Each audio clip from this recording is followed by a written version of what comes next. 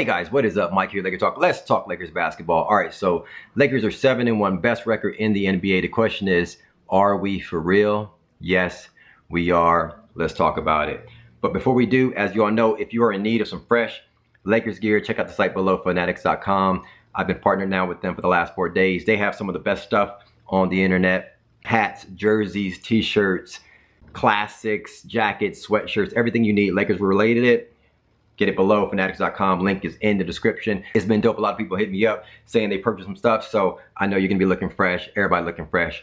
We good. All right, let's talk. So Lakers are 7-1, best record in the NBA. The question is that for real or is that just a fluke? No, that's for real.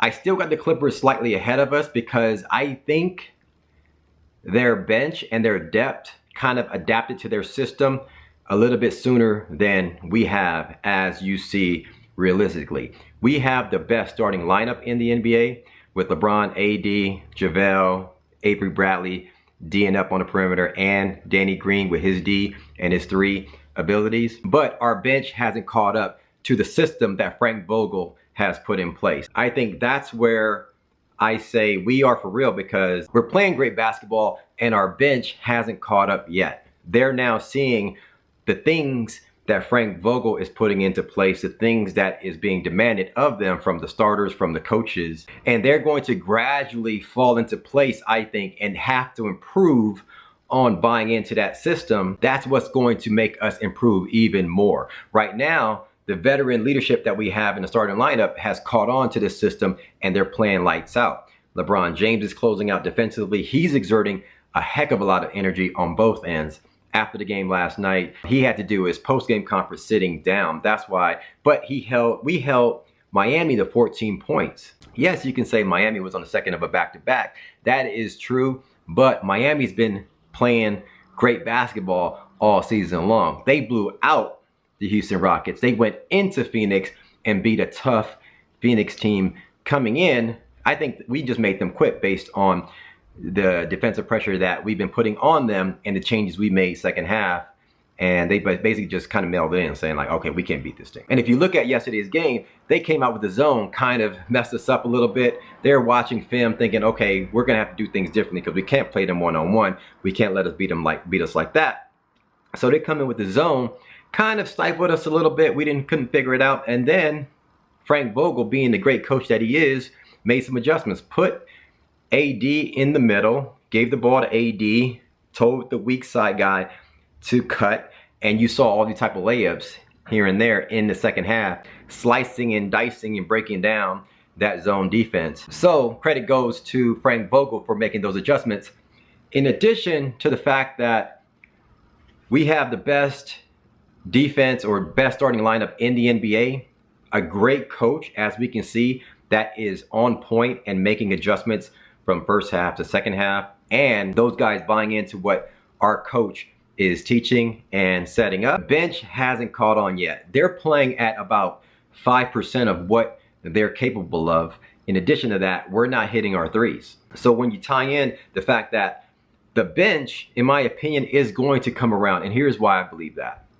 You got KCP struggling. We're talking on Twitter about all the fans booing KCP. You got Quinn Cook looking like a shell of himself that he did playing with the Warriors. And the dude played some big games for the Warriors in the playoffs and looked great playing for the Warriors, but he looks kind of hesitant and scared playing in Lakers gold. And you got, see, Kuzma, Quinn Cook, and KCP, they got some of the same problems. I think the pressure of the crowd and the pressure of the system that we got into place, I think is getting to those guys. I think it's going to be a matter of time when they make those adjustments, because right now you got the fans booing KCP, so it's really getting into KCP's head. You could see him, he's getting progressively worse, but truthfully, he's not that bad. You see him every single game, he's making bonehead plays and he's doing things like that. KCP played much better defense about 3, 4, 5 games ago when the season was just getting started. He was struggling shooting the ball, but he was playing great defense. Now he's even clumsier even more, and you can see that. They call him in, the crowd's booing him before he even touches the ball. it's all in his head. He can play a little bit better than that. Yes, KCP does go AWOL. We've been on KCP for several years now, but he's not this bad. He has to improve a little bit. Quinn Cook has to improve a little bit. Also, he's probably hearing the fans booing KCP, and sometimes the fans are booing him as well. So it's getting in his head. And then you got Kuzma, who's saying like, okay, everybody's relying on me to ball up, and the pressure is on him. You can see him kind of fumbling things.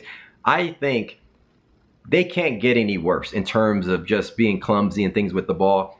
I think after 4 or 5 games from now, you'll see the bench players start to mold into their role and mold into what the coach is teaching and the coach is demanding of them. I think right now there's a lot of pressure on them, and there's really no room for error. They mess up, they get pulled. They mess up, they get pulled. They mess up, they get pulled. And they're going to have to get over that at some point. I think there will, just a matter of time. They're going to be like, hey, I'm playing crappy basketball, and I just need to buy into this and really just start changing things up. Kuzma's going to know that sometimes I don't have to shoot the ball every single time I get the ball. KCP is going to be like, hey, my best asset is probably just D'ing up. And Quinn Cook's going to be like, man, I'm a little better than this, you know. Troy Daniels right now just can't shoot the ball, but he's not really gripping as much as those other players. But I think our main players, KCP, Quinn Cook, and Kuzma, will get it together. And that's why I think once they get it together and they start filling into their roles and start really chipping in where they're best at, that's going to make our bench even much better. Rondo's coming back. He's going to now slow down the bench and kind of man that up a little bit and take the pressure off of them, which is going to make our team even better.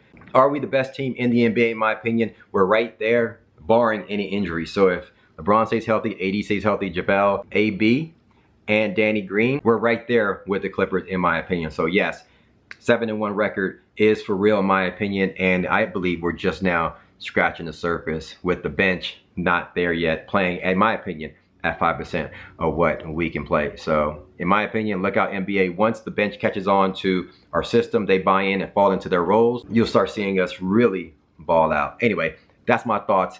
Hit me up in the comments below. Let me know your thoughts on this team. Do you think we're really that good? 7-1 record on the season with the bench not even balling out and us not really hitting our threes yet?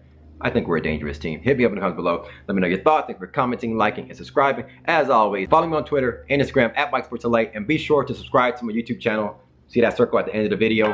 Hover over that, click that, subscribe to my YouTube channel, and I'll holler at you guys. Peace.